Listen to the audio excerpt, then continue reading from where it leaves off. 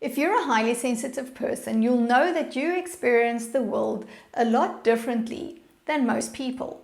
Highly sensitive people make up only about 20% of the population, and I think because we are in the minority, it's so important for us to develop rituals and practices that can help us fit into the rest of the world so that we don't conform, but that we can actually deal with the overstimulation and the overwhelm that happens to us as a result of our high sensitivity. So in this video today, I want to share with you my 5 top habits, which I have developed ever since I discovered that I was a highly sensitive person. And this has really empowered me, and I want to share them with you with the intention that it can empower you as well, and it can really support you to step into this ability of your highly sensitive nature. Now, I found out that I was a highly sensitive person probably about 5 years ago, and during this time I was feeling really overwhelmed with everything in my life, and I was a new mother, and there was just so much things happening to me, and I was tired all the time, and I just felt overstimulated, and it felt like my skin was on fire because I just had my nerve endings, were running all the time. And then when I found out about the research that was done by Dr. Elaine Aron on high sensitivity, it was a huge light bulb moment for me. But 2 things happened. I was like, oh yes, I'm not alone, I'm quite normal. I'm not the only one. There's nothing wrong with me. That was like my one reaction. And my other reaction was like, oh crap, this is how my brain has been wired. What do you mean, like I can't change this about myself? This then led me to find and experiment with different practices and habits to really support me in this time. And this has become integral to my life now, and I think that really any highly sensitive person will benefit from this. So let's get started. The first one is to cultivate some alone time. And the reason for this is we get overwhelmed and overstimulated because of the level at which we process information. If you go to a social gathering, for example, if you're not a highly sensitive person, you will have a good time and you go home. You might remember how much fun you had at the party, but it won't really stay with you.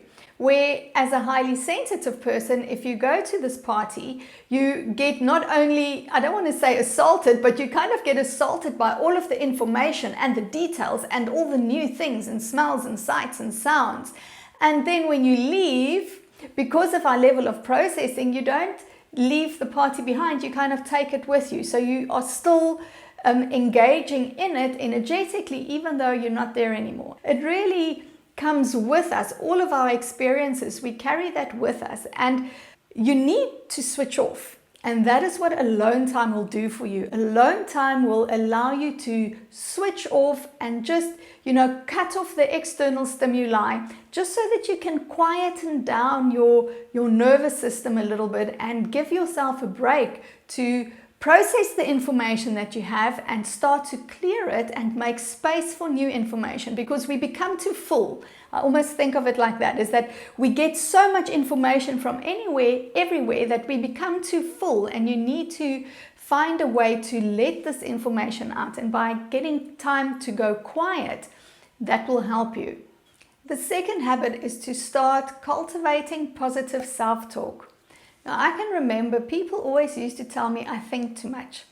I overthink everything and I need to get out of my head. And if someone says something to me, or if I hear something, I spend so much time analyzing it and thinking about it. And that's not a good thing. I should stop doing that. Start thinking less. And, for many years, I thought that this was something that was wrong with me. I thought that this was like a mistake in my makeup, that I was not able to not think so much. And I found it to be quite a big relief when I realized that this is part of our trait as highly sensitive people, is we overthink. But because we overthink doesn't mean that we have to be a slave to this overthinking, right?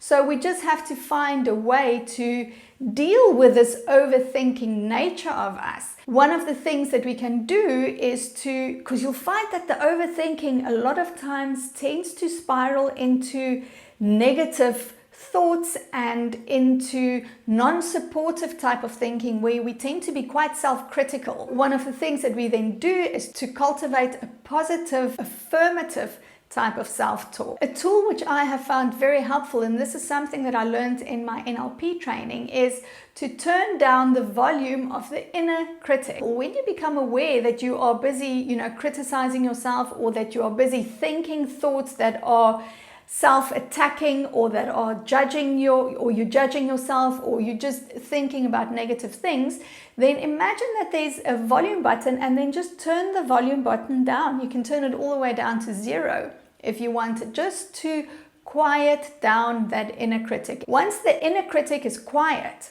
once that noise is gone, it gives you time to start thinking in a more positive and supportive way. Now, you can use affirmations also very effectively. I love using affirmations in conjunction with, the other energy healing tools. I think if we just try and paste affirmations on top of things, they don't really work so effectively, because your subconscious mind is fighting all the time against this affirmation. So you have to use an affirmation in conjunction with other spiritual or energy healing work for it to be really effective. The next habit is to cultivate self-trust.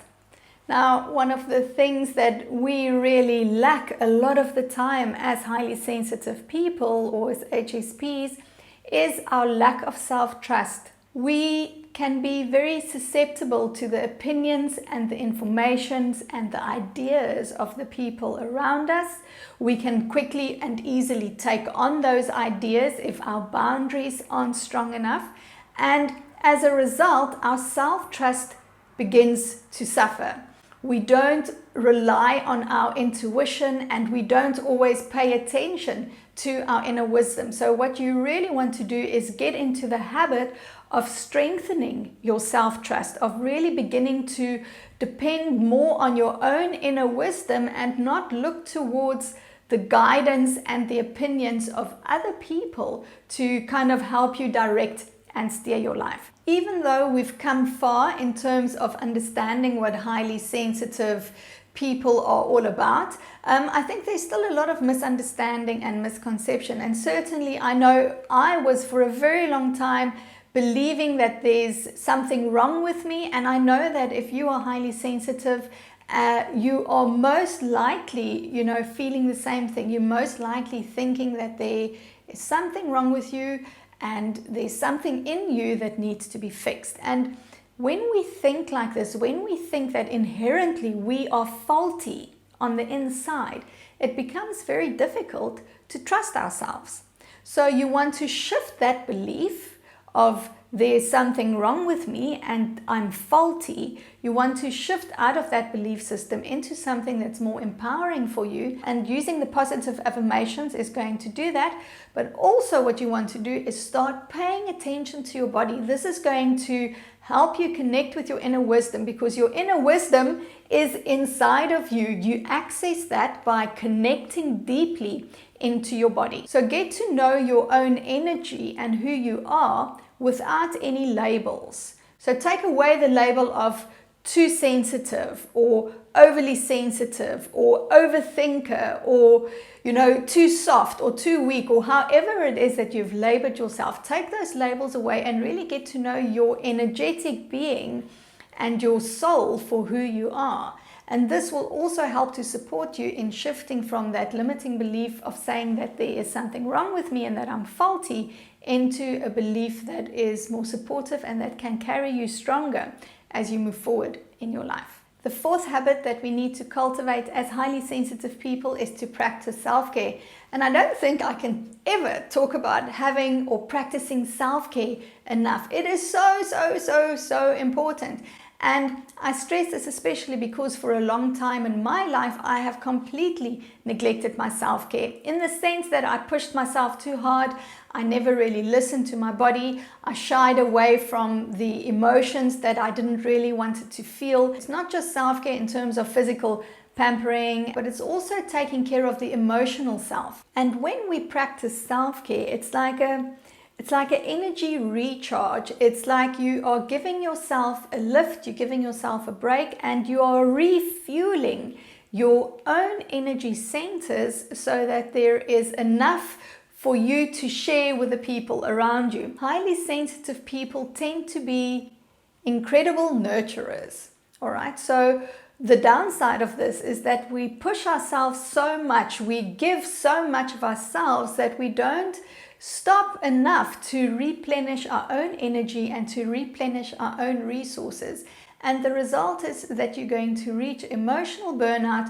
You're going to end up where you feel completely drained all the time, and there will really be nothing left of you to give to anyone else. So it is very, very important that you find some self-care rituals to recharge. Part of our highly sensitive nature means that a lot of time we are looking for spiritual experiences. And this then is the fifth habit that I want to share with you. And that is to develop your spiritual muscles.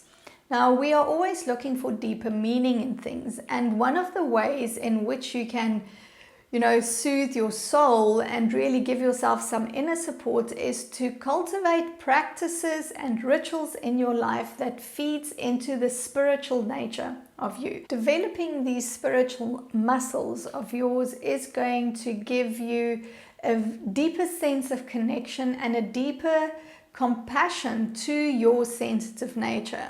We've all, before we get born into this world, we close soul contracts, we create soul contracts, and I believe that each and every one of us that has been born into the world as an HSP or a highly sensitive person, we decided before the time that we want to do this. And if you begin to cultivate an understanding around that and a compassion around that, it also makes it easier for us to kind of adapt and be flexible in the world and deal with our sensitive nature in a way that really makes it a gift and a strength rather than a vulnerability or a weakness. And there really are so many different spiritual practices that you can try, and prayer and meditation are two of these.